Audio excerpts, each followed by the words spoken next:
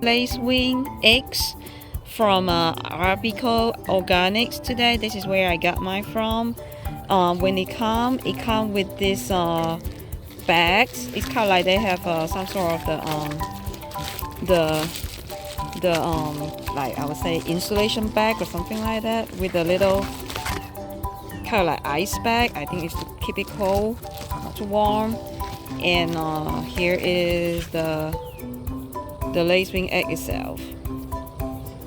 So this right here contain 1,000 eggs, and you can see what do they eat. So green lacewing, they eat aphids, white flies, mites, thrips, moth eggs, mealybugs, scale, leaf hopper, leaf miner, and the eggs and nymphs of many other pests. So honestly, my garden, the pests that I have the most problem is thrips, and then the caterpillar, which will come from the moth or the butterfly, and also the mites. I have mites issue as well.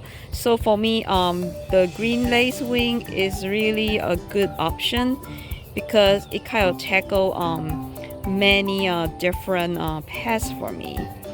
So here he say the release rate is every 7 to 10 days. So right now I release it once every 2 weeks.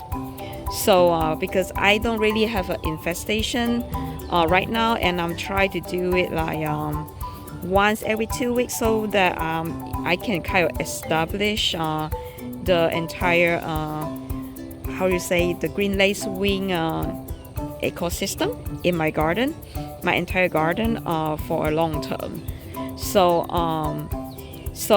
for right now, I'm gonna try to start to do it, and I will show you how to do it. So first, the best time to do it is at the evening time, when and especially well if you have a rain, like after the rain when your leaves are still wet, because then you're gonna sprinkle on top and then when you sprinkle on top, then it will kind of stick on your leaf. It's best not to apply before a storm, because you don't want the eggs be washed away from your plant, right? So let me show you how I do it real quick. Okay, so this is how it looks like after you take it out. So you're probably not really seeing the egg slide because it's very very fine. So that's why they include this kind of like oatmeal flake or something like that, brain or something like that, oat brain, I don't know, to make it easier for you to apply. So what you do is, so let's say here is my what do you call it, my brain, James Galway, and my Poseidon. So what I do is I just sprinkle everywhere, like how you sprinkle a fairy tale dust, and also I try to sprinkle below as well. So they can be everywhere. And usually I just carry my my bottle around, and then I will just sprinkle them, like especially on the roses, like for example Spirit of Freedom can get thrips pretty easily because of how much petal they got. So I usually just sprinkle around my Spirit of Freedom pretty good.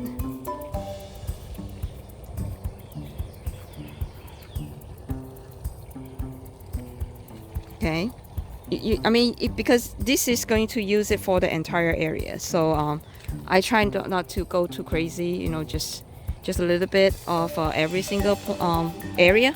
So like my for example another one is my Poya's wife. So my Poya's wife, a lot of the time it also had thrips because of a lot of petal, and it's yellow, and they love yellow and white rose. So you want to sprinkle those as well, right? And then let's just try it a little more.